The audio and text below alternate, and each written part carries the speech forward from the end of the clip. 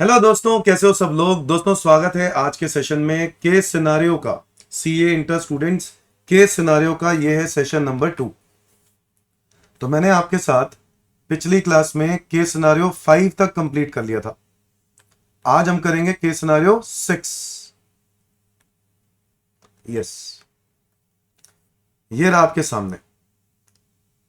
तो अनन्या गुप्ता एक सिटीजन है इंडिया की, lives with her family in New York since the year 2000. She visited India from 21st March 2024 to 28th September 2024 to take care of her ailing mother. In the last 4 years, she has been visiting India for 100 days every year. हर साल 100 दिन के लिए आती है to be with her mother. She owns an apartment at New York which is used as her residence. Okay. The expected rent of the house is 32,000 per annum dollar. The value of US dollar is $1.75. Municipal taxes paid दिया हुआ है, सब कुछ दिया हुआ है। आपको पता है कोई फायदा है नहीं, क्योंकि अल्टीमेटली क्वेश्चन ने क्या मांगा वो बहुत इंपॉर्टेंट है। हाँ, ये लाइन इंपॉर्टेंट हो जाती है कि Ananya wants to exercise the option to shift out of default tax regime, यानी कौन से रेजिम में जाना चाहती है, ओल्ड रेजिम में। What would be the residential status. अब पढ़ते हैं क्वेश्चन को। रेजिडेंशियल स्टेटस निकालने के लिए क्या आपको याद है हमारी कंडीशंस क्या होती हैं?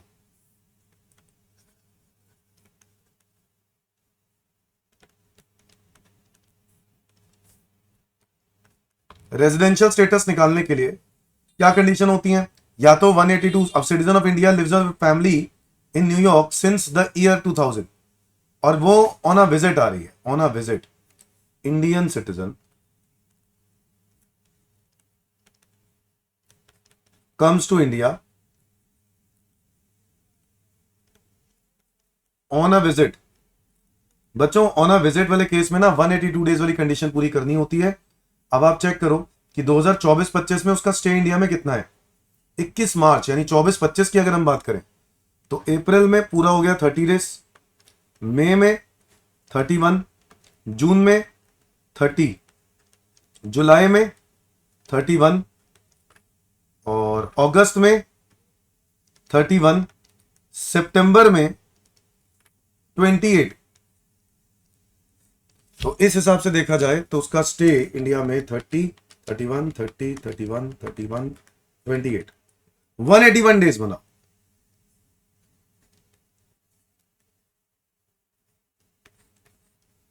और रेजिडेंट प्रूव करने के लिए आपका स्टे कम से कम कितना होना चाहिए? 182 डेज और मोर। अब वो तो बना नहीं, तो इसलिए वो इंडिया की रेजिडेंट तो वो नहीं बनेगी। ठीक है, पर आगे देखो, आगे देखो क्या कहता है।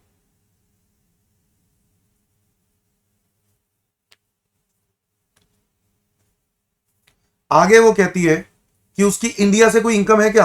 She took ownership in possession of her house in new Delhi 25 March 2024 for self occupation while she is in India. Municipal valuation 420, इससे कोई फर्क नहीं पड़ता। उसके पास इंडिया में कोई खास इनकम नहीं है दोस्तों। अगर इसकी साल भर में इनकम 15 लाख से ज्यादा हो जाती ना इंडिया से, और वो इंडिया में आ रही होती ऑन अ विजिट, तो उसका स्टे 120 डेज देखते हम, और वो इंडिया की डीम्ड आरएनओआर बन जाती, बट यहां पे नहीं बन पाएगी। सो दोस्तों, इस क्वेश्चन का आंसर नॉन रेजिडेंट ही होना चाहिए। क्या आंसर होना चाहिए? Non resident. आई होप आपको समझ में आया होगा आंसर, नॉन रेजिडेंट होना चाहिए। सो नॉन रेजिडेंट लिख लो।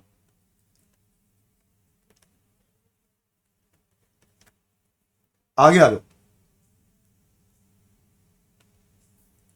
क्वेश्चन नंबर 2, सेकेंड क्वेश्चन क्या कहता है? Miss Ananya Gupta can claim the benefit of nil annual value. Nil annual value का बेनिफिट वो कहां ले सकती है? बोलो, नील एनुअल वैल्यू का बेनिफिट कहां ले सकती है? दिल्ली हाउस में। हाँ, क्योंकि क्योंकि ना दिल्ली हाउस, देखो उसकी 2 सेल्फ ऑक्यूपाइड प्रॉपर्टीज हैं, एक दिल्ली में और एक न्यूयॉर्क में। देखो, जो भी वो इनकम तो कमा रही है उस पर टैक्स तो उसको देना ही नहीं है ना। पहली बात तो टैक्स तो उसको देना ही नहीं है। ठीक है, हालांकि वो इंडिया की क्या है, नॉन रेजिडेंट है, तो इस हिसाब से देखा जाए तो इंडियन प्रॉपर्टी पर ही उसको टैक्स देना पड़ता, अगर देना पड़ता तो। बट क्योंकि ये दोनों ही सेल्फ ऑक्यूपाइड प्रॉपर्टी हैं तो दिक्कत कहीं भी नहीं आएगी। Answer is a, her Delhi house. क्योंकि न्यूयॉर्क हाउस पे अगर कुछ इनकम आती भी तब भी उसको टैक्स इंडिया में नहीं देना पड़ता, क्योंकि नॉन रेजिडेंट हमारे देश में टैक्स तभी देता है जब एक्रूराइज इंडिया से होता है या रिसीव इंडिया में होता है। क्या मेरी बात समझ में आ गई? आगे आ जाओ। तो सेकेंड पार्ट का आंसर तो बी होना चाहिए। थर्ड क्वेश्चन कहता है what is the income chargeable under the head house property. तो normal income under the head house property निकालनी है। आओ स्टार्ट करें। अब आपको पता है उसकी दो प्रॉपर्टीज हैं। एक तो प्रॉपर्टी है न्यूयॉर्क वाली और एक है न्यू दिल्ली वाली। जो न्यूयॉर्क वाली है और न्यू दिल्ली वाली है, दोनों ही प्रॉपर्टीज एनुअल वैल्यू क्या होगा? नील। माइनस सिर्फ एक इंटरेस्ट ऑन लोन का बेनिफिट मिलेगा, और वो भी इसमें तो है ही नहीं, न्यूयॉर्क वाले में तो है ही नहीं, सिर्फ न्यू दिल्ली वाले में है। वो हमने फाइंड आउट करना है। अब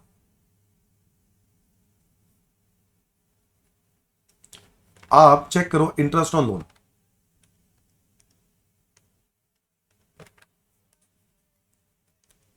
अब मैंने इंटरेस्ट ऑन लोन जब कैलकुलेट किया ना, तो मुझे पहले निकालना होता है इंटरेस्ट ऑन लोन में क्या? Interest of previous year 2024-25। अब 24-25 का इंटरेस्ट निकाल लेते हैं। क्या लोन आउटस्टैंडिंग है? हाँ, 16 लाख रुपए पर 10%, 1,60,000। फिर interest of pre construction period निकाल लो। प्री कंस्ट्रक्शन पीरियड दोस्तों कहां से स्टार्ट हो रहा है? जिस डेट पर लोन लिया। किस डेट पर लोन लिया? 1/4/2020 से लेकर कंस्ट्रक्शन जब खत्म हो रही है उससे पहले के 31 मार्च, यानी 31 मार्च 2023। तो बच्चों देखा 20, 21, 21, 22, 22, 23, 3 साल बने। तो 16 लाख का 10% 3 सालों के लिए, ये बना 480।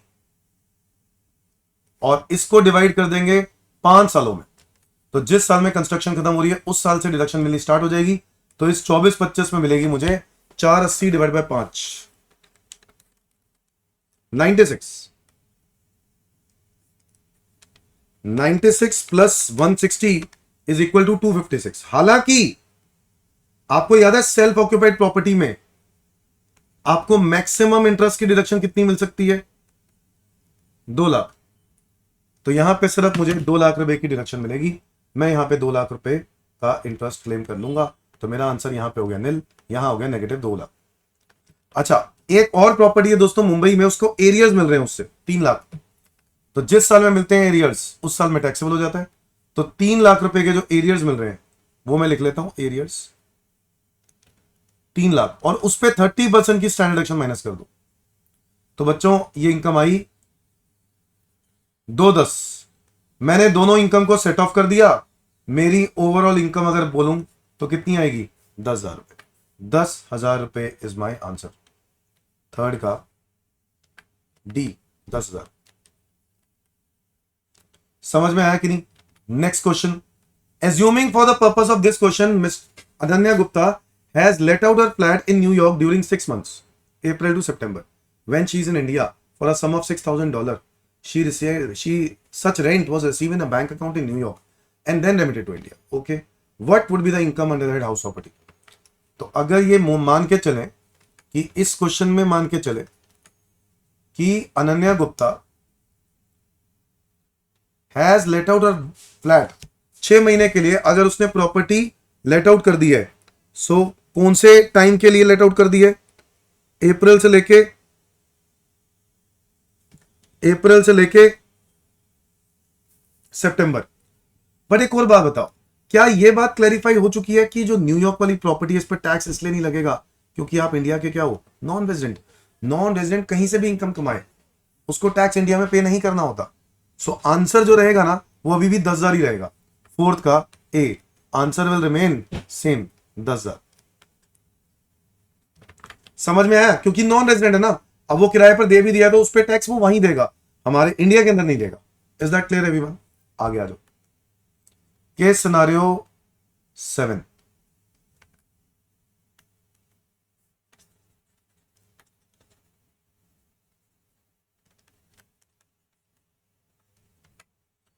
Ram Builders and Developers is sole proprietor concern of Ram. The main business of concern is construction.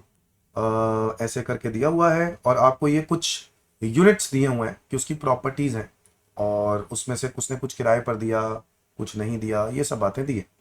आगे क्वेश्चन ने कहा है while computing the total income of Mr. Ram, the income from residential and commercial units let out during the previous year 24-25 will be taxed under the head। बताओ, अगर मैं ये कहता हूं कि रेजिडेंशियल और कमर्शियल यूनिट्स का जो किराया है वो इनकम कहां टैक्सेबल होगी, राम क्यों, पूरा पढ़ लेते हैं, अब पढ़ लेते हैं। अब बताओ, आपका काम है, आपका मेन बिजनेस क्या है, construction, development, sale of residential and commercial units. Ram Builders and Developers developed a project named Luxuria Heaven, which has both residential and commercial units. It's obtained certificate of completion मिल गया 31 मार्च 24 को। Ram sold the majority of residential units. However, 30 residential units and 15 commercial units were held by him as a stock in trade on 31st March. During this period, there was a slump sale in the real estate. There was a slump in real estate sector. In order to earn some income from these units, Ram incidentally let out some of the units held as stock in trade. Okay, उसने क्या कर दिया, आगे let out कर दिया as a stock in trade।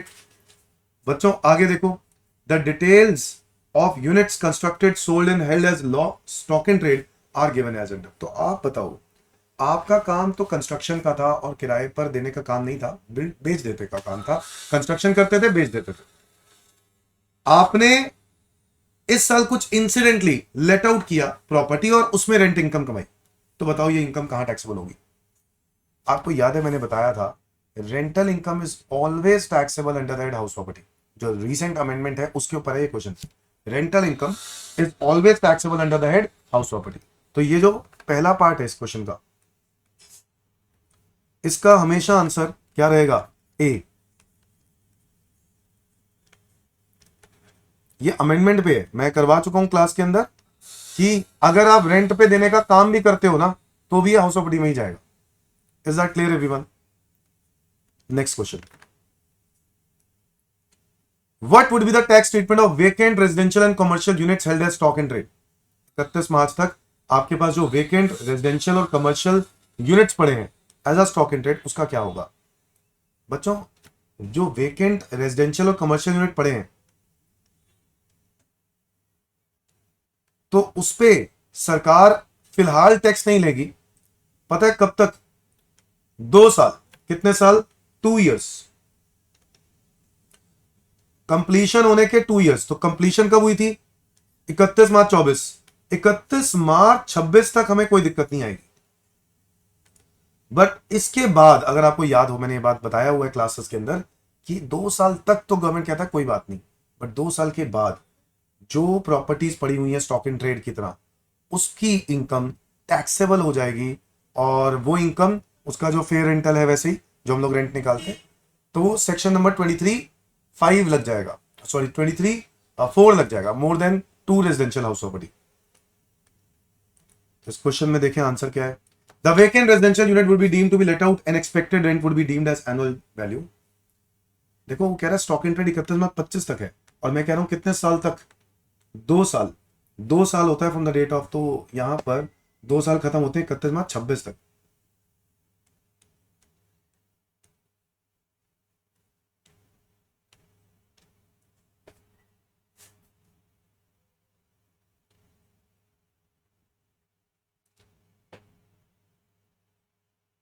नहीं,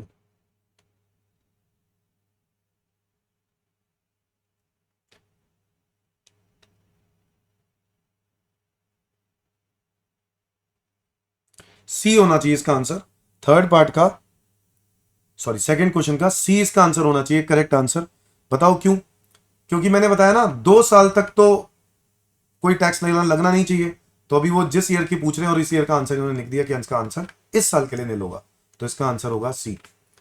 बिल्कुल correct है, इजी क्वेश्चन है। थर्ड क्वेश्चन का,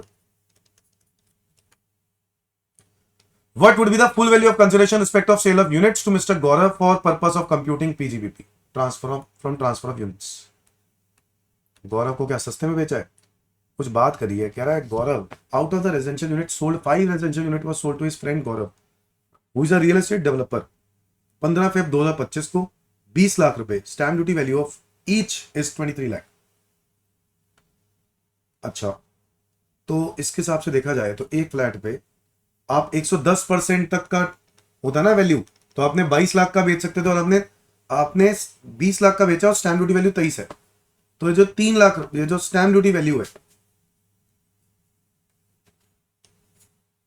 मतलब सेलर के पॉइंट ऑफ व्यू से बात करें उसको भी 23 लाख पे टैक्स देना पड़ेगा, और जो बायर के पॉइंट ऑफ व्यू से बात करें तो वो 3 लाख रुपए पर प्रॉपर्टी क्या मानी जाएगी, गिफ्ट।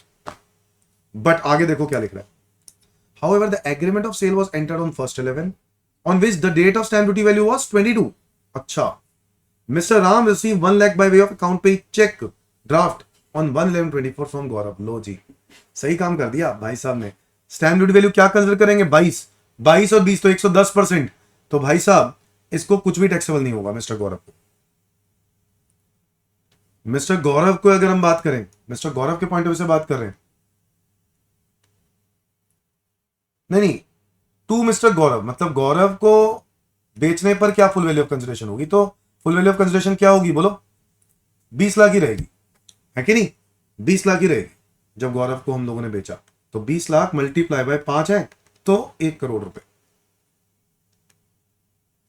1 करोड़ रुपए। समझ में आया कि नहीं। 110% वाला 22 लाख अगर हम लोग देखेंगे तो 110% के अंदर अंदर हो गया, तो इसलिए 20 लाख रुपए ही वैल्यू लेंगे, और पर फ्लैट 20 लाख, तो इसका आंसर 1 करोड़ होना चाहिए। आसान है।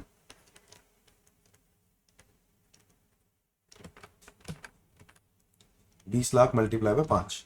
आगे आ जाओ। Assume that 1 lakh was paid in cash by Mr. Gaurav to Ram on 1/11/24। अगर कैश में दिया होता तो दिक्कत है, तो पता है क्या होता, तो बताओ क्या होता, तो बताओ क्या होता। अगर 1 लाख कैश में दिया ना तो हम लोग इस 22 लाख को कंसिडर नहीं करते, 23 लाख को कंसिडर करते, 23 लाख को कंसिडर करते तो 3 लाख रुपए ये गिफ्ट हो जाता, किसके लिए, मिस्टर गौरव के लिए। तो 5 × 15 लाख रुपए गिफ्ट हो गया, किसका, गौरव का।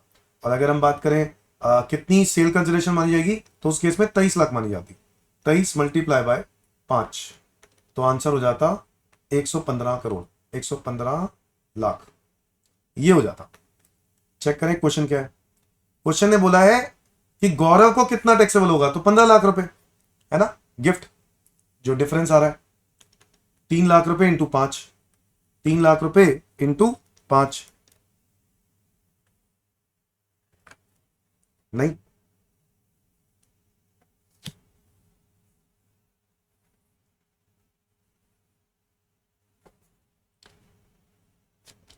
अच्छा अच्छा अच्छा, एक मिनट रुक जाओ बच्चों। एक और बात देखो कितना इंपॉर्टेंट है और कितना टेक्निकल आ गया बीच में।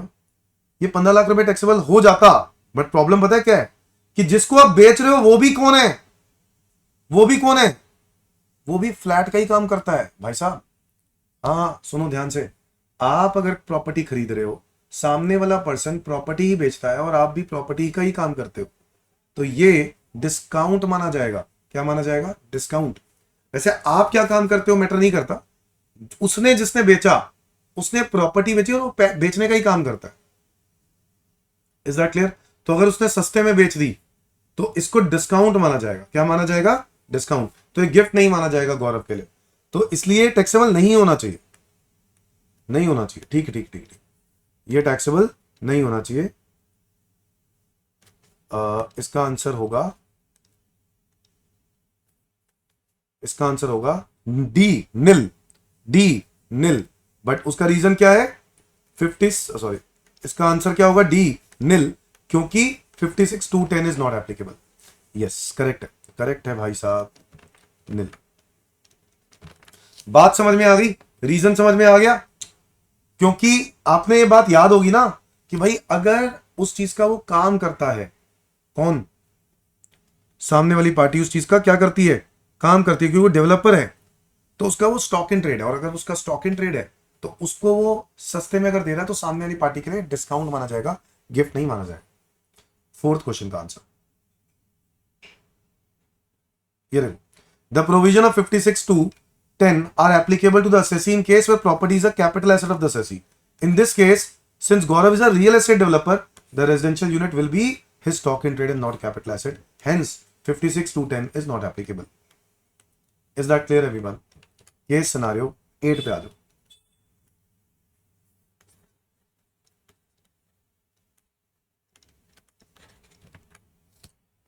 For the AY 25-26 Sonu submit the following information. ये आपको इंफॉर्मेशन दी है।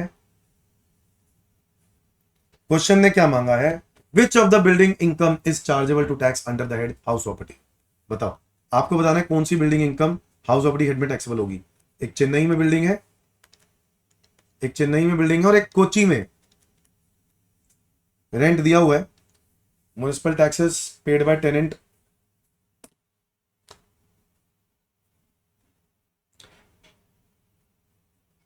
एक लेट आउट फॉर रेजिडेंस है और एक लेट आउट फॉर बिजनेस है। वैसे कोई फर्क पड़ता है? नहीं, दोनों ही लेट आउट है, दोनों ही हाउस प्रॉपर्टी हेड में टैक्सेबल होंगे, दोनों ही हाउस प्रॉपर्टी हेड में टैक्सेबल होंगे।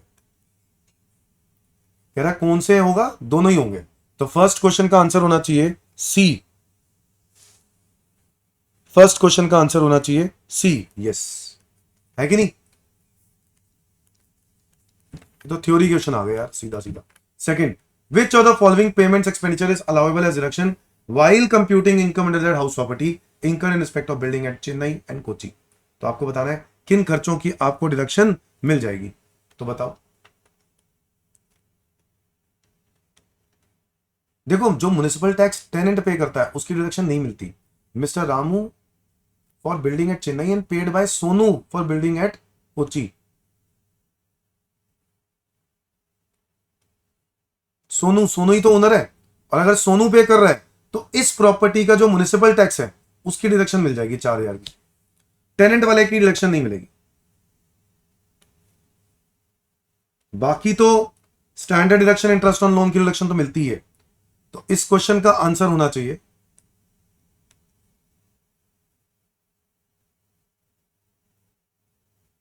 Only municipal tax paid by mister Sonu. C होना चाहिए इसका आंसर। आसान है, आगे आ जाओ। Under which head of the income the amount receive from Raju would be chargeable to tax. Raju को जो इनकम मिल रही है वो कौन से हेड में टैक्सेबल होगी? राजू कहां से आ गया? राजू राजू राजू राजू यहां पर है। राजू यहां पर भी नहीं है। Mister Sonu is constructing one more building at Mumbai during the previous year 24-25। Mister Raju एक फिल्म डायरेक्टर है, took a rent the building under construction in Mumbai at 5,000 per month for his film shooting. The construction of set building was completed. अब question ने मांगा है, third question में मांगा है कि आप बताओ जो राजू से मिला है वो इनकम कहां टैक्सेबल होगी। अच्छा, फिल्म शूटिंग वाली, फिल्म शूटिंग वाला rent.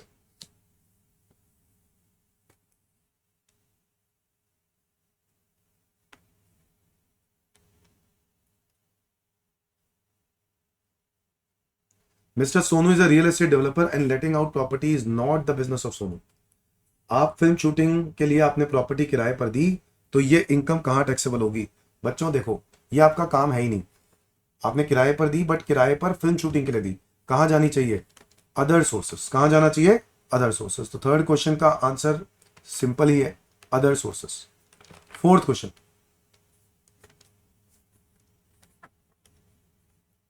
What is the amount chargeable to tax under that house property in the hands of mister Sonu. तो मिस्टर सोनू के लिए income from house property find out करनी है।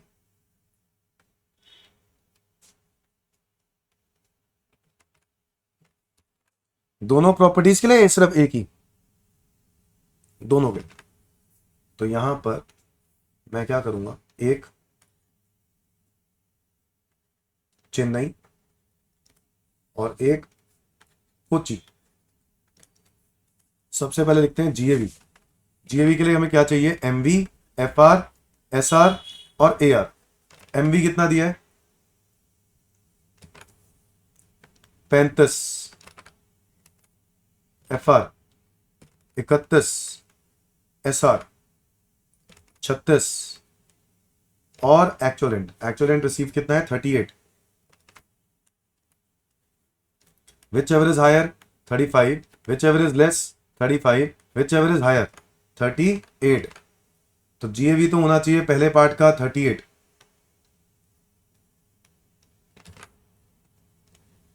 कोची वाली प्रॉपर्टी की बात करते हैं तो उसका एमवी कितना है? 80।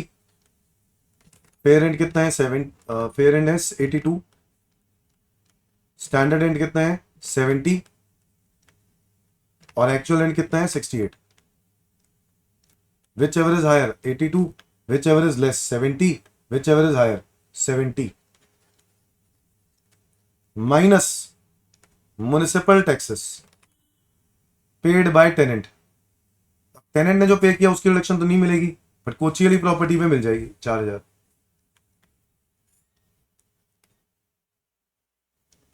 एनुअल वैल्यू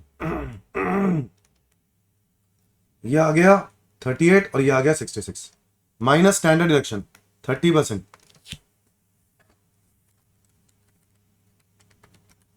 11,400, और ये आएगा 66,000 का 30%, 19,800, minus interest on loan. Interest on loan के लिए क्वेश्चन में कुछ दिया है, payment for municipal tax of the house property. Loan लिया है बोरोड फॉर द पेमेंट। अब ये जो इंटरेस्ट है इसकी डिडक्शन मिलेगी क्या? नहीं मिलेगी। बताओ क्यों? क्योंकि फॉर कंस्ट्रक्शन, परचेज, रिपेयरिंग उसके लिए नहीं है लोन, किसी और पर्पस के लिए, और इसके लिए डिडक्शन नहीं मिलेगी, तो नहीं मिलेगी। ये माइनस करने के बाद कितना आ रहा है? 38,000 माइनस 11,400 इस 26,600, और 66,000 माइनस 19,800 इज 46,200। तो अगर मैं टोटल इनकम देखूं ना, तो मेरी टोटल इनकम क्या आएगी? 72,800। कितनी आएगी?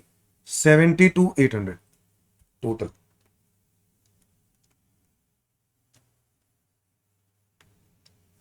तो answer should be 72,800 fourth question का, ए। डन। बस केस सिनारियो 8 हो गया। Write down case scenario 9।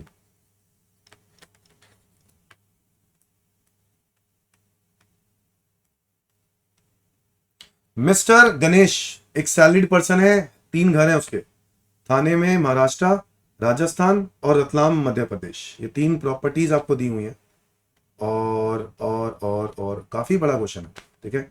आगे क्वेश्चन ने मांगा है what would be the net annual value of each house for the previous year 24-25। तो आपको अलग अलग घर का नेट एनुअल वैल्यू निकालना है। नेट एनुअल वैल्यू, तो भाई देखो 3 घर है ना, तो फर्स्ट क्वेश्चन पहले है थाने, दूसरा फ्लैट क्या है? जयपुर, तीसरा फ्लैट कहां है? रतलाम। सबसे पहले क्या चाहिए? Gross annual value. Gross annual value बताओ, ग्रॉस एनुअल वैल्यू कितना है? अब थाने वाली जो प्रॉपर्टी है, यहां पे लिखा है कि ये प्रॉपर्टी में आप 3 BHK flat purchase in April, afterwards interior work done.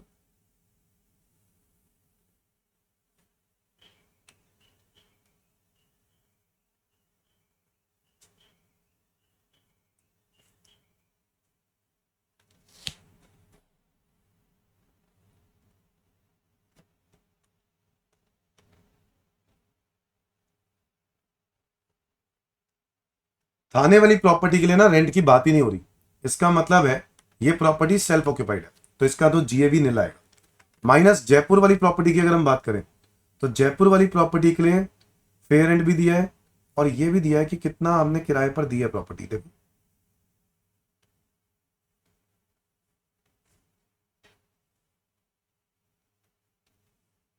he has given Jaipur house on rent for a period of April 24 to June, April, May, June, and vacant for remaining period from July to December। तो बताओ MV, FR, SR और AR, ये 4 चीजें चाहिए। MV कितना होगा? MV के लिए, म्युनिसिपल वैल्यू के लिए आपको शायद डेटा ऊपर दिया हुआ है, नहीं दिया। जयपुर प्रॉपर्टी के लिए म्युनिसिपल वैल्यू नहीं दिया।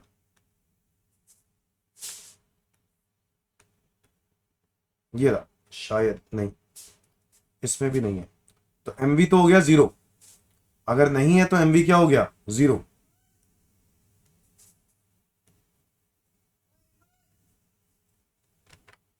MV हो गया 0। FR की बात करें तो फेयर रेंटल कितना है? अप्रैल से लेकर June 24 to Mrs Madhura Mahato on a monthly rent of 7,100। ये तो फेयर रेंट, ये तो फेयर रेंट का, फेयर रेंट देखो, फेयर रेंट कहीं पर दिया है भाई? आधा अधूरा क्वेश्चन क्या करते हैं भाई? फेयर रेंट दिया है, जयपुर वाली प्रॉपर्टी का दिया हुआ है 7,000 रुपये महीना, है ना? 7,000 रुपये महीना, तो 7,000 इंटू 9, क्योंकि इसके बाद तो जो जयपुर वाली प्रॉपर्टी है वो बीच में बेच दी है। देखो जयपुर वाली प्रॉपर्टी को बेचने की बात कर रहा है, ये सोल्ड द जयपुर हाउस 1 जनवरी, यानी 9 महीने, तो कितना है parent?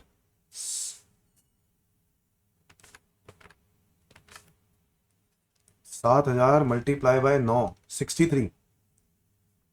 Standard rent 8,000 into 9,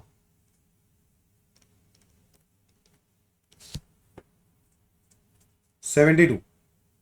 actual rent पूरे साल का अगर मैं देखूं तो मुझे रेंट जो मिला जयपुर प्रॉपर्टी से वो 3 महीने ही मिला, 7,100, ये रहा 7,100 इंटू 3, पहले इंटू 9 कर देता है, एनुअल रेंट 63,900।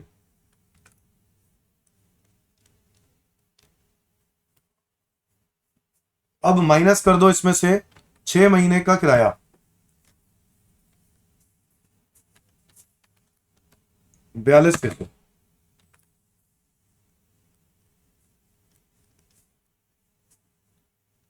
21,300। अब देखो whichever is higher 63, whichever is lower 63, तो एक्सपेक्टेड रेंट हो गया 63। और आप चेक कर सकते हो कि जो एक्चुअल रेंट है वो एक्सपेक्टेड रेंट से कम आ रहा है। क्या पहले से ही ज्यादा कम आ रहा है या लॉस ड्यू वैकेंसी की वजह से कम आ रहा है? क्योंकि अगर लॉस ड्यू वैकेंसी ऐड कर दूं, ये तो लॉस है, बोलो सबको याद है ना? लॉस ड्यू वैकेंसी अगर मैं ऐड कर दूं तो क्या आएगा? एक्चुअल रेंट 63,900, जो कि एक्सपेक्टेड रेंट से ज्यादा हो जाएगा। इस वजह से हमारा यहां पर जीएवी क्या होना चाहिए बताओ? अगर एक्चुअल रेंट एक्सपेक्टेड रेंट से कम है और उसका रीजन लॉस ड्यू वैकेंसी है, तो एक्चुअल रेंट ही जीएवी होगा, तो 21,300। ऐसे ही रतलाम की प्रॉपर्टी की बात करते हैं। रतलाम की जो प्रॉपर्टी है वो अपने 8,500 पर मंथ किराए पर दे रखी है। मैं यहां लिख देता हूं एमवी, एफआर, एसआर और एआर। क्या म्युनिसिपल वैल्यू दिया है? मेरे ख्याल से नहीं दिया ना, दिया है।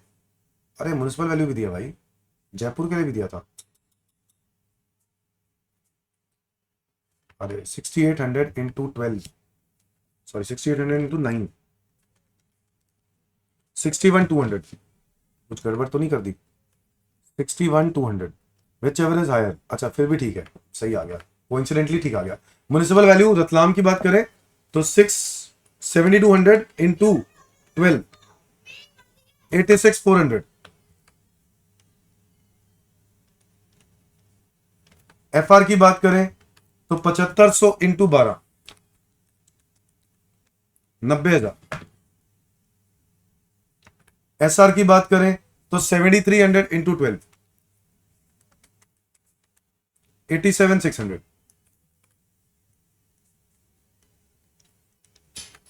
और एक्चुअल रेंट की बात करूं तो आपने प्रॉपर्टी कितने किराए पर दी? रतलाम वाली property 8,500, 8,500 into 12, 1,02,000। Whichever is higher 90, whichever is less 87,600, whichever is higher 1,02,000। अच्छा इसमें लॉस ड्यू वैकेंसी तो नहीं थी। माइनस कर दो इसमें से म्युनिसिपल टैक्सेस जो पे किए हैं। और म्युनिसिपल टैक्सेस पेड की अगर मैं बात करूं, वैसे क्वेश्चन ने नेट एनुअल वैल्यू मांगा ना, तो म्युनिसिपल टैक्सेस के बाद बताना है। म्युनिसिपल टैक्सेस जो है अगर मैं देखूं तो म्युनिसिपल टैक्सेस आपको दिए हुए हैं क्या? हाँ यहां पे दिया हूं। थाने हाउस में तो नीली आएगा, जयपुर वाले हाउस के लिए म्युनिसिपल टैक्सेस है टोटल 8090। अब ये अप्रैल टू दिसंबर ही है 8090, ठीक है? तो ये उतना म्युनिसिपल टैक्स इसमें से क्या हो जाना चाहिए? माइनस। रतलाम हाउस के लिए अगर हम बात करें तो 6909 ये माइनस हो जाना चाहिए। तो इस हिसाब से देखा जाए तो ये आ गया निल, ये आ गया 21300 माइनस 8090 विच इज 13210, और ये आया 1,02,000 माइनस 6909 विच इज 95091। तो आंसर क्या होगा? यही आ रहा है 13210 निल और 95091। मेरे ख्याल से फर्स्ट का A part should be the answer, first का A part should be the answer, yes. So A part is answer nil 13210 और 95091। Second part question, what would be the income or loss under the head house property in the hands of Ganesha? Ganesha के लिए आपको बताना है, question में फिर से देखना पड़ेगा। What would be the income loss under the head house property in the hands of Ganesha? तो हमें टोटल इनकम निकालनी है बेसिकली, यहां तक तो निकाल ही लिया, फिर निकाल लेते हैं। स्टैंडर्ड डिडक्शन में माइनस कर दो 30%, 13210 का 30 3963 और 95091 का 30% 28527। इसके बाद माइनस करेंगे इंटरेस्ट ऑन लोन। अब मैं इंटरेस्ट ऑन लोन की बात करूं तो प्रॉपर्टी पे कोई लोन है क्या? प्रॉपर्टी पे कोई लोन है क्या? है। थाने वाले फ्लैट पे 3 BHK purchase April 2001 90 lakh. Mr. Ganesha took loan of 65 lakh for purchase of this flat and settled the full loan in 2021। पूरा लोन निपटा दिया 2021 में। ठीक है, कंस्ट्रक्शन पहले ही हो गई थी, और तो इस हिसाब से देखा जाए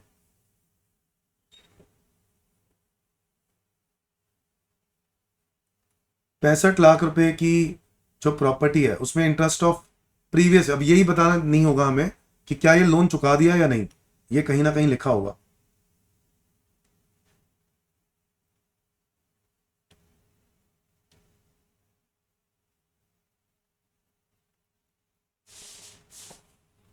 कहीं नहीं लिखा, मैं यही मान के चलता हूं कि लोन अभी भी पेंडिंग चल रहा है, लोन अभी तक पे ऑफ नहीं किया गया, कहीं भी नहीं लिखा हुआ। अच्छा नहीं, बट 2021 में पे ऑफ कर दिया ना, तो थाने फ्लैट के लिए फिर आएगा ही कुछ नहीं, फिर तो ना स्टैंडर्ड डिडक्शन है ना इंटरेस्ट ऑन लोन है, छोड़ दो इसको। आगे आ जाओ, जयपुर वाले फ्लैट के लिए बात करें, purchase July 2019 62 lakh, loan for purchase of this house was 15 lakh. As per the interest certificate he paid 12,500 rupees towards principal and 43,500 towards interest during the previous year 24-25। तो जयपुर वाले फ्लैट के लिए 43,500 का इंटरेस्ट फाइंड आउट कर दिया है। जयपुर वाले फ्लैट के लिए 43,500 रुपीज का जो इंटरेस्ट है वो फाइंड आउट कर दिया है, तो मुझे टेंशन लेने की क्या जरूरत है, कर दो माइनस। आगे आ जाओ, रतलाम, रतलाम के लिए पहले ही बता दिया, इंटरेस्ट भी बता दिया, कितना है 396,300, तो 396,300 इसमें से माइनस कर दो, ये आ गया निल, ये आ गया 13,210 माइनस 3,963 माइनस 43,500, ये आया 34,253 नेगेटिव, 95091 माइनस 28527 माइनस 396,300, यह आया नेगेटिव में 329,736। तो टोटल देखा जाए तो ये 34,253 मिला के ये बना है 363,989 हाउस प्रॉपर्टी का लॉस। क्वेश्चन ने क्या मांगा, हाउस प्रॉपर्टी का लॉस, हाँ, तो यही आ रहा है 363,989। डी आंसर होना चाहिए, इसका आंसर होना चाहिए डी, सेकेंड पार्ट का।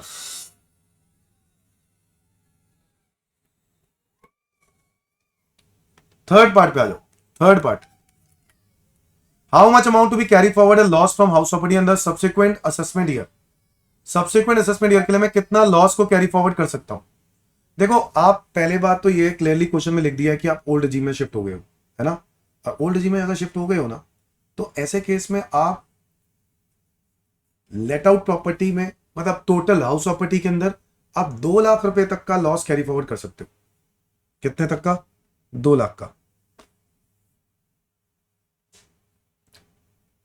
नहीं नहीं, अब वो कह रहा है टोटल कितना कर सकते हो। अच्छा, हमें कैलकुलेट करना पड़ेगा। ये तो लॉस हो गया ना, ये तो लॉस हो गया 363,989। इसकी कोई और इनकम भी है क्या? पहले सेट ऑफ करके देखो। जी हाँ, इसकी सैलरी है 22,50,350। तो 22,50,350 की सैलरी है और इस पर उसको स्टैंडर्ड डिडक्शन मिल जाएगी 50,000 रुपए। तो ये बना 22,03,50 माइनस करो 363,989। नहीं सॉरी, ये इतना सेट ऑफ कर ही नहीं सकते। हाउस प्रॉपर्टी का 2 लाख से ज्यादा सेट ऑफ हो ही नहीं पाएगा। बोलो, हाउस प्रॉपर्टी में मैक्सिमम 2 लाख सेट ऑफ कर पाओगे? तो आप दूसरे हेड के साथ 2 लाख ही कर पाते हो ना, माइनस 2 लाख, तो ये रहेगा 20,03,50। और कितना कैरी फॉरवर्ड करना पड़ेगा, क्वेश्चन ये था। तो कैरी फॉरवर्ड हो गया 163,989 नेक्स्ट ईयर के लिए। तो answer is B 163,989 third question का। हाँ जी दोस्तों, चलते हैं क्वेश्चन नंबर 4 पे। What would be the amount of capital gain chargeable to tax in the hands of Ganesh? तो भाई साहब, गणेश का कैपिटल गेन फाइंड आउट करना है। आओ, ड्यूरिंग द प्रीवियस ईयर 24-25 कैसे निकालेंगे हम? कैपिटल गेन के लिए लिखा हुआ है कि गणेशा ने एक प्रॉपर्टी बेची है। यस, ये रही। कितने रुपए की बेची है बच्चों, बताओ? ये देखो, मैंने इस फोर्थ क्वेश्चन को यहां पर सॉल्व किया है। देखो, आपको अब जानते ही हो कि कैपिटल गेन जब हम निकालते हैं तो दोनों तरीकों से निकालते हैं, क्योंकि यहां पर ट्रांसफर 23 जुलाई के बाद है और जो खरीदा था वो 23 जुलाई से पहले खरीदा था और ये एसेट लॉन्ग टर्म है, तो इंडेक्सेशन बेनिफिट मिल सकता है। और इंडेक्सेशन बेनिफिट मिलता है तो टैक्स का रेट 20% है, क्योंकि इंडिविजुअल एचयूएफ के पास ये ऑप्शन होता है। अदरवाइज 12.5। ऐसा वैसे क्वेश्चन में कुछ बोला नहीं हुआ, हालांकि दोनों तरीकों से निकाल के चेक करना चाहिए कि कौन सा बेनिफिशियल है। और फिलहाल मेरे पास जो इसमें आंसर दिए हुए हैं, क्वेश्चंस में जो ऑप्शन दिए हुए हैं, उस ऑप्शन में कोई भी ऑप्शन इसके साथ मैच नहीं कर रहा। इंडेक्स कॉस्ट ऑफ एक्विजिशन, तो मैं अभी ये नहीं करूंगा, सिर्फ ये वाले तरीके से करूंगा कि भाई 23 जुलाई के बाद इंडेक्सेशन खत्म हो गई तो sale consideration 90 lakh, cost of acquisition cost of improvement 10 lakh, cost of acquisition 62 lakh, तो आ गया long term capital gain 18 lakh. तो answer is long term capital gain 18 lakh. Long term capital gain 18 lakh. Is that clear everyone? समझ में आया कि नहीं? तो सेल कंसिडरेशन दी, कॉस्ट ऑफ इंप्रूवमेंट दिया, कॉस्ट ऑफ एक्विजिशन दिया, लॉन्ग टर्म कैपिटल गेन आ गया। क्वेश्चन नंबर 5 देखो, ग्रॉस टोटल इनकम बता दो गणेश की। ठीक है, बता देते हैं। अब अगर ग्रॉस टोटल इनकम निकालनी है तो मेरे पास गणेश की ऑलरेडी हाउस प्रॉपर्टी इनकम तो आई गई है, सैलरी इनकम भी पता है मुझे। बताओ कितनी है सैलरी इनकम? मैंने ऊपर निकाली थी 50,000 की स्टैंडर्ड डिडक्शन माइनस करने के बाद 22,03,50। इसमें मैं ऐड कर दूंगा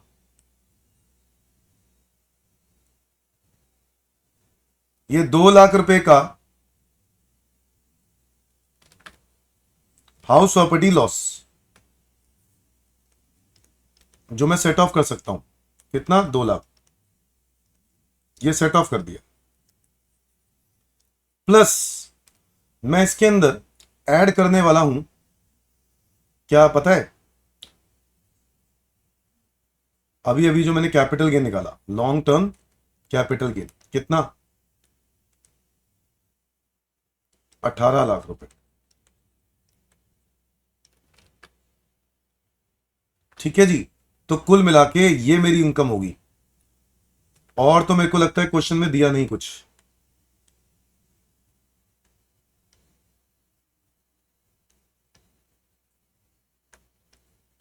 बस, तो मुझे लगता है ये इनकम होगी। तो क्वेश्चन में इसके हिसाब से आंसर क्या आएगा? 20 लाख 350 प्लस 18 लाख, ये आया 38 लाख 350। 38 लाख 350, क्या ये ऑप्शन में है? यस, तो answer should be D, 38 lakh 350। Is that clear everyone? Yes. Case scenario 10 दोस्तों, केस सिनारियो 10। लक्स एंटरप्राइज एक प्रोप्राइटरशिप फर्म है ऑफ मिस्टर लूसिफर मॉर्निंगस्टार, एक रेजिडेंट इंडिविजुअल। ये आपके पास एसेट्स दिए हुए हैं। तो ये पीजीबीपी टॉपिक का डेप्रिसिएशन वाला है। आपको return on value plant machinery की दी हुई है। देखो, आप पहले ये चेक करो कि आप क्या काम करते हो। प्रिंटिंग एंड पब्लिशिंग, देखो प्रिंटिंग एंड पब्लिशिंग में ये आप कह सकते हो कि ये मैन्युफैक्चरिंग का काम करते हैं और एडिशनल डेप्रिसिएशन के लिए एलिजिबल है मशीनरीज। अब इस क्वेश्चन में आपको डेप्रिसिएशन निकालना है, पहले पार्ट में डेप्रिसिएशन निकालना है, ठीक है? तो निकालें फर्स्ट पार्ट। सबसे पहले आपके पास ओपनिंग डब्ल्यूडीवी दिया है, मशीनरी का निकालना है। ओपनिंग डब्ल्यूडीवी दिया है 1,45,00,000। इसमें जो न्यू एसेट खरीदा है क्या? यस, ये न्यू एसेट खरीदा है। पुट टू यूज इसका 15 अक्टूबर 2024 को है, तो इसको हम ऐड कर देंगे। हाफ रेट चेक करो, हाफ रेट बनेगा ये 15 अक्टूबर 24 से 31 मार्च, तो 9,12,500 इसमें ऐड होगा। एक बस यही बनेगा, 1,45,00,000 प्लस 9,12,500 विच इज 1,54,12,500। बच्चों ये आ गया मेरा वैल्यू ब्लॉक। अब इस पे पहले नॉर्मल डेप लगाते हैं। तो 1,45,00,000 रुपए पर 15% लगा दो, तो ये बनेगा 21,75,000। फिर इसके बाद 9,12,500 पे 7.5%, 68,437.5 और अब लगा दो इसमें एडिशनल डेप्रिसिएशन। एडिशनल डेप्रिसिएशन 9,12,500 पे आपको पता है एडिशनल डेप का रेट वैसे तो 20% होता है, बट हाफ रेट मिलेगा, तो 91,250। टोटल कर दो 21,75 plus 68,437.5 plus 91,250 which is equal to 23,34,687.5। क्या ये आंसर है? 23,34,687.5 को यही कह सकते हैं 688। तो ये आंसर आना चाहिए फर्स्ट पार्ट का आंसर। यस, करेक्ट है। आगे आ जाओ, second question. What would be the, तो पहले पार्ट का तो आंसर आ गया, इसका ऑप्शन आ रहा है B, 23,34,688। Second part, what would be the WDV of plant machinery. अच्छा, अगले साल की वैल्यू बतानी है, 1,425 की बतानी है, तो डेप्रिसिएशन माइनस करके बता दो बस। भाई सारा काम तो हमने कर ही दिया है, ये वैल्यू आ गई ना, इसमें से माइनस कर दो बस। वैल्यू 154,12,500, इसमें से डेप्रिसिएशन माइनस कर दो, टोटल 23,34,688, तो अगले साल की वैल्यू आ जाएगी। बताओ क्या आई? 154,12,500 माइनस 23,34,688, तो ये आया 1,30,77,812। ये आ जाएगी मेरी 1,425 की वैल्यू।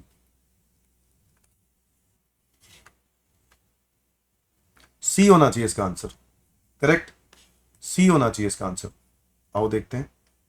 Yes, yes. अगला, what would be the WDV of office building? 1,4,25 की WDV बतानी है ऑफिस बिल्डिंग की। ओके, तो ऑफिस बिल्डिंग आपने अभी अभी स्टार्ट किया है, 1,85 लाख रुपए का बिल्डिंग। तो इसका आंसर तो मैंने लिख दिया ना, इसका आंसर है C, 130,77,812, यही था ना C। हाँ, WDV ऑफ ऑफिस बिल्डिंग 1,4,25 पे क्या होगी?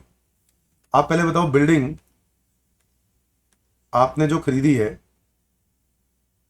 1,25,00,000 की बनाई है, 31-30 दिसंबर से स्टार्ट कर दी, तो पुट टू यूज, तो 1,85,00,000, और इस पे डेप्रीसिएशन जो लगेगा वो हाफ रेट लगेगा।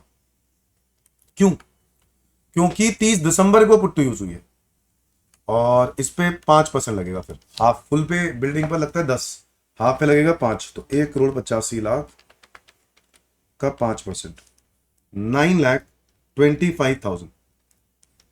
डेप माइनस करने के बाद यह आया 1,75,75,000।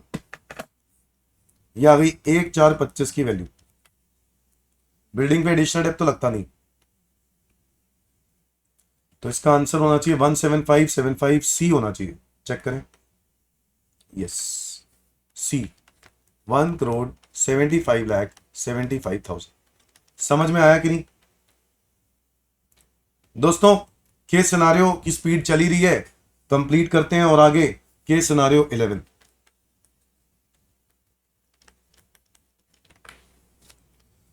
मिस्टर एक्स, अब ये अगेन कुछ एसेट्स की इंफॉर्मेशन है। उम्मीद है कि ये पीजीबीपी वाला टॉपिक पे है। मैं सीधा क्वेश्चन पे आता हूं। What would be the amount of depreciation respect of plant and machinery Y allowable as deduction while computing income related PGBP? Machinery Y का बताना है। किसका बताना है?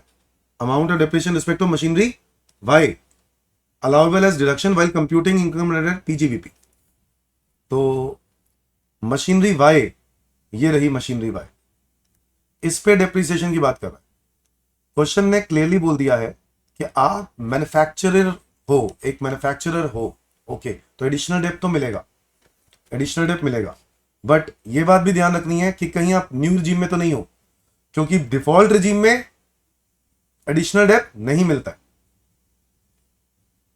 ऐसी कोई बात नहीं की गई डिफॉल्ट रिजीम वाली।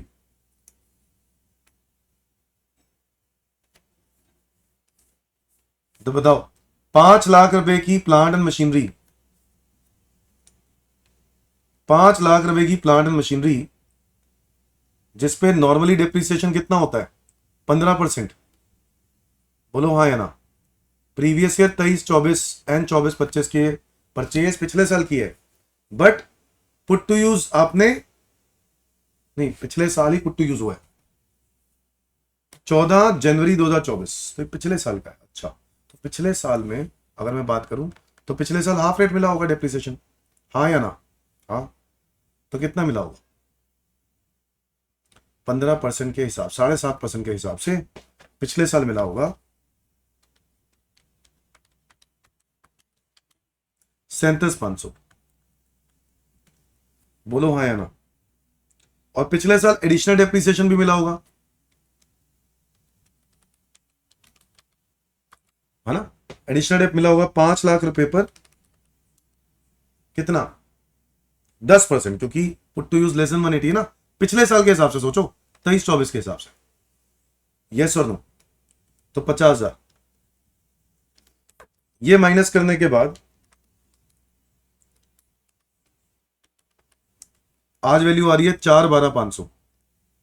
अब मुझे 24-25 का, क्वेश्चन ने बोला 24-25 का डेप बताओ, तो 4,12,500 का 15% 6,1875, और हाफ रेट डेप्रिसिएशन जो बच गया वो आप और क्लेम कर लोगे, तो 6,1875 एडिशनल डेप्रिसिएशन प्लस 50,000, तो 1,11,875 होना चाहिए। बी इसका आंसर होना चाहिए। समझ में आया कि नहीं? तो फर्स्ट पार्ट का बी होना चाहिए, 1,11,875। बच्चों देखो, फिर से समझो, आपने मशीनरी 23-24 में खरीदी थी, कितने रुपए की? 5,00,000 की।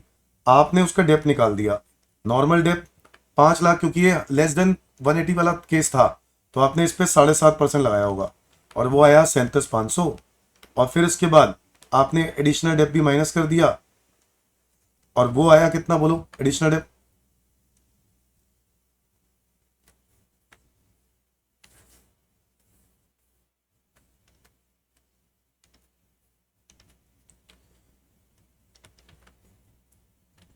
₹5 लाख पे 7.5%, 37,500, और फिर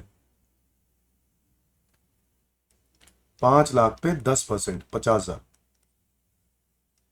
एडिशनल डेप्रिसिएशन। ये दोनों माइनस करने के बाद आया 4,12,500। अब ये कब की वैल्यू आ गई? 1 अप्रैल 2024 की। मुझे पहुंचना है 24-25 पे, क्या होगा? तो 4,12,500 माइनस डेप्रिसिएशन, 4,12,500 पे आएगा 61,875। ये कैसे आया? 4,12,500 का 15% प्लस एडिशनल डेप्रिसिएशन जो बच गया था, बाकी का बचा हुआ आप इसमें क्लेम करोगे तो ये माइनस करोगे। तो बेसिकली टोटल डेप कितना लोगे? 1,11,875, जो हमारा आंसर है। क्वेश्चन का अगला पार्ट है, what should be the total amount of depreciation for the previous year 24-25। अच्छा पहले चेक कर लेते हैं आंसर सही है भी है कि नहीं। ठीक है, हाँ। What would be the total amount of depreciation for the previous year 24-25 allowable as deduction while computing PGBP income. आपको बताना है टोटल कितना डेप मिलेगा। आओ करते हैं, तो टोटल डेप भी निकाल लेते हैं। 24-25 का निकालना है, ओके। टोटल डेप पूछ रहा है, okay. Second question, total dep में 24-25 के लिए क्या क्या डेटा दिए? एक तो आपके पास plant and machinery opening WDV चाहिए, यानी 1 अप्रैल 2024 की वैल्यू चाहिए। आपके पास एक प्लांट एंड मशीनरी एक्स है और एक वाई है और एक जेड है। जो जेड है वो तो चलो बाद में खरीदा है, पहले इसकी वैल्यू पे पहुंचे ना। और उसमें सिर्फ 2 ही मशीनरीज हैं, 7 जून 23 वाली और 14 जनवरी 24 वाली। तो जो 7 जून 23 14 जनवरी 24 वाली मशीन की तो वैल्यू मैंने लिख दी, कितनी है? 4,12,500 प्लस जो वैल्यू 7 जून 23 वाली मशीन को खरीदी थी उस पे भी तो 14,75,340 है ना। और उस पे आपने पूरा का पूरा, अगर मैं 23-24 की वैल्यू निकाल लूं यहां पर मशीनरी एक्स के लिए, तो उसकी डब्ल्यूडीवी हो गई 14,75,340 और उसमें से माइनस कर देंगे क्या? डेप्रीसिएशन, नॉर्मल डेप्रीसिएशन कितना? 14,75,340 का 15%, 2,21,301 रुपए। इसके अलावा एडिशनल डेप्रीसिएशन भी माइनस करेंगे, 14,75,340 का 20%, यह आया 2,95,068। ये माइनस कर दो, 14,75,340 माइनस 2,21,301 माइनस 2,95,068, तो ये बचा 9,58,970 कह लो। ये ऐड कर दो 958,970, तो 4,12,500 प्लस 958,970, ये आ गया 13,71,470। क्वेश्चन ने बोला है इस साल का टोटल डेप निकालो। तो भाई साहब आप एक तो क्या क्या डेप निकालने वाले हो? एक तो एक और मशीन भी खरीदी है ना ड्यूरिंग द ईयर, हाँ। 15 मई 24 को आपने एक और मशीन खरीदी है 8 लाख की, वो भी ऐड कर दो इसके अंदर। ये आ गया वैल्यू ब्लॉक, 8 और 13 21 हो गए, 21,71,470 रुपए। ये आ गया वैल्यू ब्लॉक। ऐसे निकालते हैं, माइनस कर दो इसमें से, कुछ बेचा है तो, बेचा तो है ही नहीं, तो यही आ गया। इस पे डेप निकाल दो, बस नॉर्मल डेप निकाल दो पहले तो। अगर मैं नॉर्मल डेप निकालूं इस पर 8 लाख रुपए पर 15%,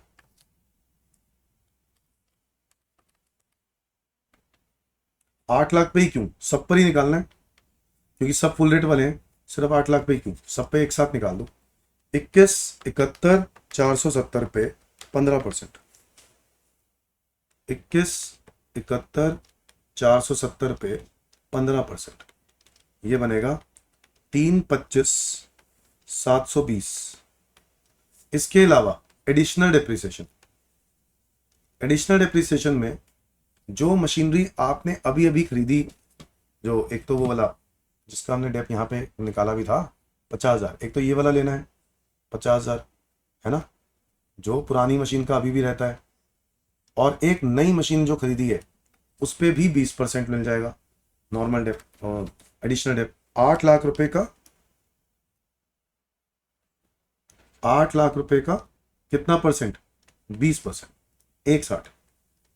तो अगर कुल मिला के डेप्रिसिएशन देखा जाए तो 325 720 प्लस 50 प्लस 160, तो आंसर शुड बी 535720, 535720। देखें ऑप्शन है भी या नहीं। ऑप्शन तो नहीं है। अच्छा, अभी इसमें तो मशीनरी है, ये तो मशीनरी है, और भी तो एक एसेट बिल्डिंग भी है ना, हाँ फर्नीचर है, तो फर्नीचर का भी तो लगेगा, फर्नीचर का भी डेप्थ निकाल दो। फर्नीचर का डेप्थ निकालने के लिए भी आपको क्या करना होगा, आपको पहले 1 जनवरी 1 अप्रैल 2024 की वैल्यू पे आना पड़ेगा। ये 25 जुलाई 23 को खरीदा था फर्नीचर, तो 23-24 के हिसाब से फर्नीचर की वैल्यू 765,400 थी, माइनस कर दो इस पे 10% का डेप्रिसिएशन, तो 76540 माइनस करने के बाद आया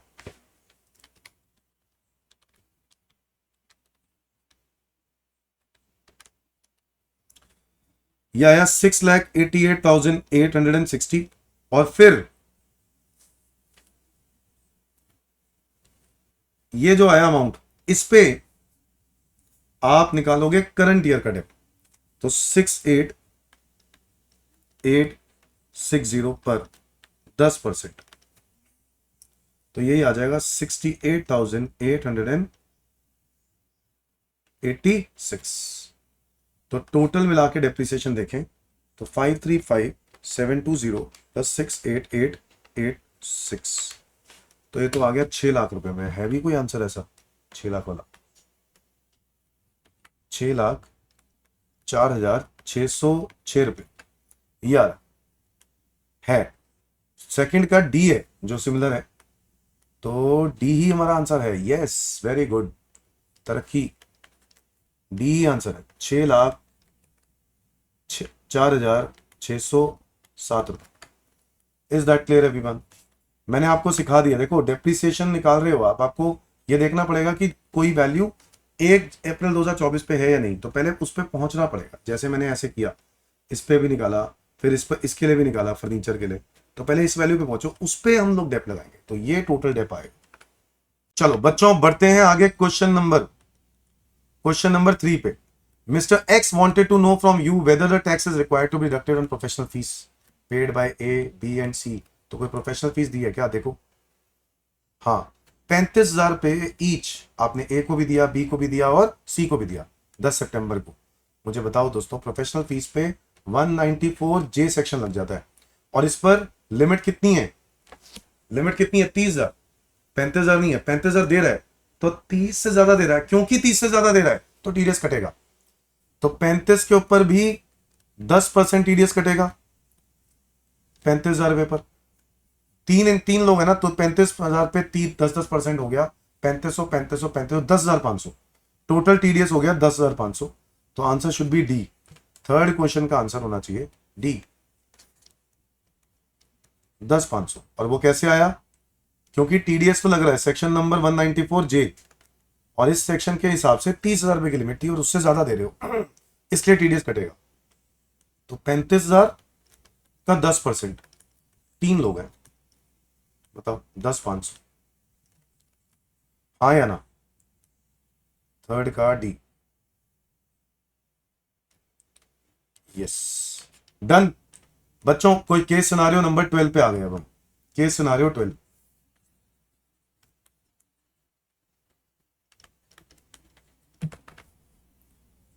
एबीसीएन कंपनी एक पार्टनरशिप फर्म है, ये आपके पास उसकी इंफॉर्मेशन है। आपको फाइंड आउट क्या करना है, what amount of interest is allowable in the hands of firm. Firm के हाथ में कितनी इंटरेस्ट की डिडक्शन मिलेगी? आपको याद है फर्म के केस में 12% की लिमिट होती है। और इंटरेस्ट जो है वो आप वर्किंग स्लीपिंग किसी को भी दे सकते हो। अगर हम देखें तो इंटरेस्ट कितना दिया जा रहा है, 19.5% ए और बी को, और सी को कितना 17%, जबकि मैक्सिमम अलाउड कितना है 12। क्वेश्चन ने क्या बोला है, what amount of interest is allowable as deduction. अब बताओ, अगर मैं ये कहता हूं कि 19.5% 18.5 के बराबर है, डिवाइडेड बाय 19.5, तो मुझे निकालना है 12 के हिसाब से क्या होगा। तो 11,384 11,384 ये अलाउ होगा ए और बी को, और सी का कितना है 10,540 डिवाइडेड बाय 17 इंटू 12, तो 7,440। तो कुल मिला के देखा जाए तो टोटल इंटरेस्ट कितना अलाउ होगा, 11,384 प्लस 7,440, ये आएगा 30,208। तो 30,208 210 ये आना चाहिए, है ना। यस, समझ में आया कि नहीं। तो फर्स्ट पार्ट का मैंने आपको क्वेश्चन का आंसर सॉल्व कर दिया।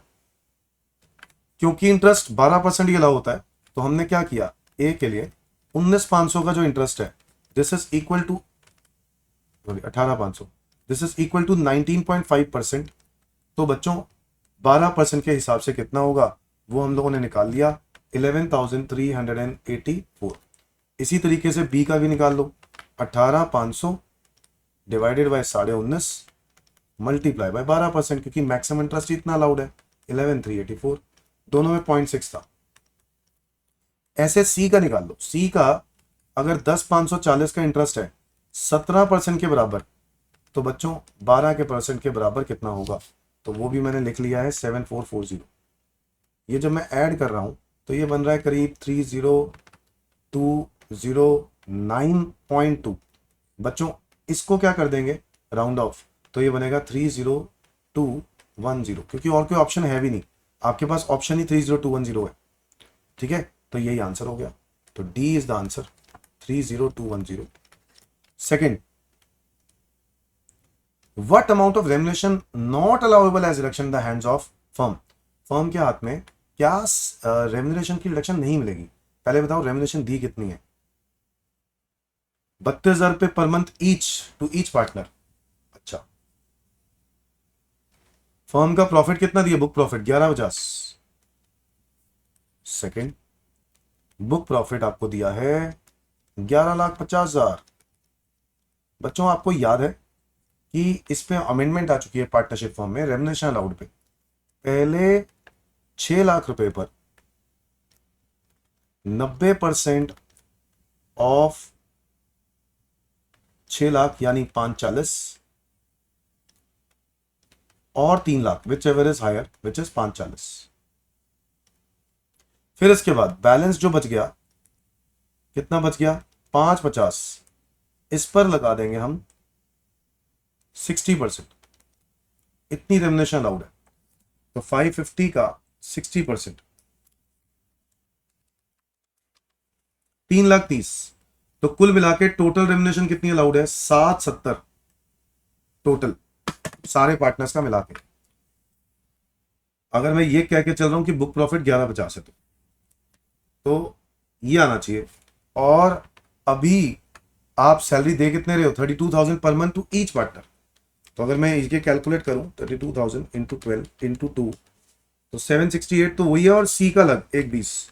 तो भाई साहब आप तो बहुत ज्यादा दे रहे हो, आप मैक्सिमम इतना अलाउड होना चाहिए 770। तो क्वेश्चन क्या था, क्वेश्चन ये था कि what amount of remuneration not allowable as reduction, कितने की रिडक्शन नहीं मिलेगी। तो बच्चों ये होगा अलाउड, और जितना रेम्युनरेशन रिसीव हो रहा है, रेम्युनरेशन पेड एक्चुअल में, रेम्युनरेशन पेड, वो कितनी रेम्युनरेशन है जो पे हो रही है। भाई ए और बी का 32,000 इंटू 12 इंटू 2 बंदे हैं, और 10,000 इंटू 12 8,88,000 आ रहा है। बोलो 8,88,000, तो कितना ज्यादा दे रहे हो वो डिसअलाउ हो जाएगा। कितना डिसअलाउ हो जाएगा बोलो, 1,18,000, हाँ या ना। सो 1,18,000 शुड बी द आंसर। 1,18,000 है,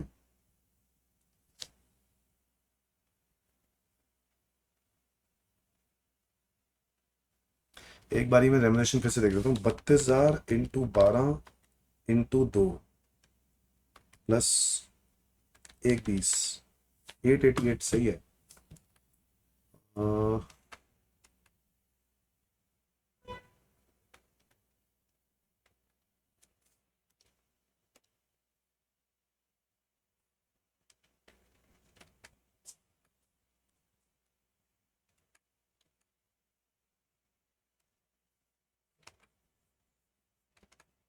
$768 आ रहा है। 6 लाख का 90% मैंने सही लिखा है। और अरे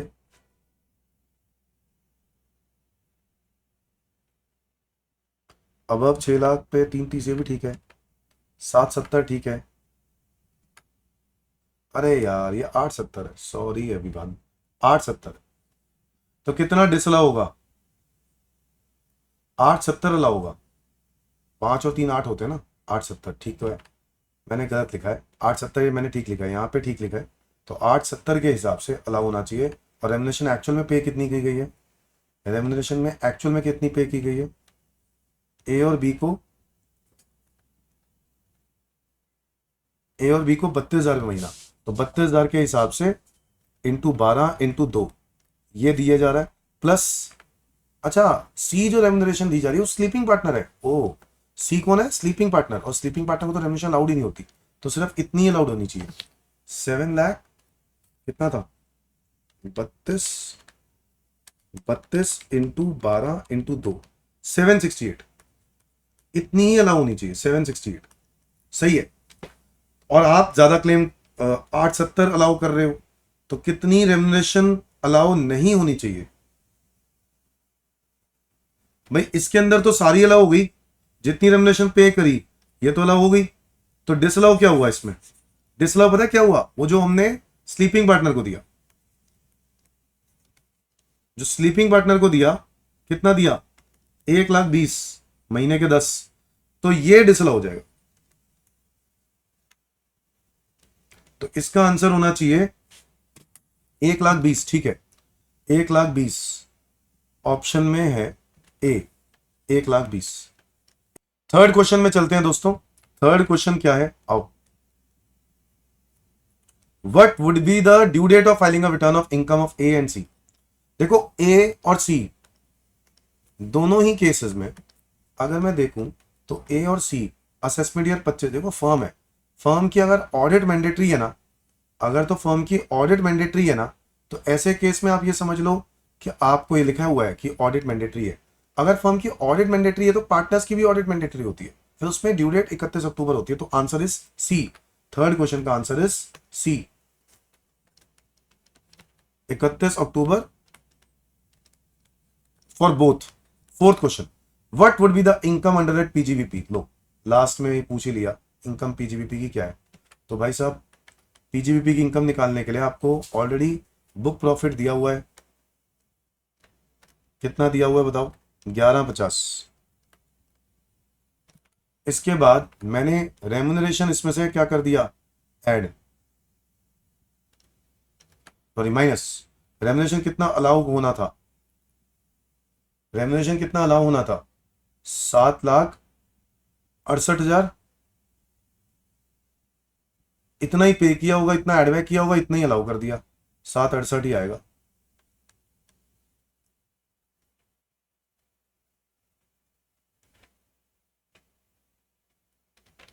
ठीक है। इसके अलावा इंटरेस्ट की तो हम लोगों ने बुक प्रॉफिट में कैलकुलेशन ठीक करी दी होगी। तो इस क्वेश्चन का आंसर क्या होना चाहिए?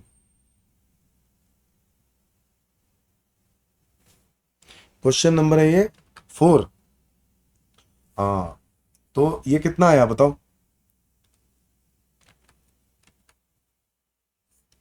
1150 माइनस 768, 382, 382। अब इसके बाद आपको और क्या क्वेश्चन में दिया है? बिजनेस लॉस दिया हुआ है पुराना, 22 23 23 24 24 25। तो आप बिजनेस लॉस को आप क्या कर सकते हो, सेट ऑफ कर सकते हो। टोटल बिजनेस लॉस पूरा का पूरा सेट ऑफ कर दो क्योंकि इनकम है। तो 26,000, 78,000 और 1,05,670, 2,09,670। मैं क्या करूंगा, इसको माइनस कर दूंगा, सेट ऑफ बिजनेस लॉस 209,670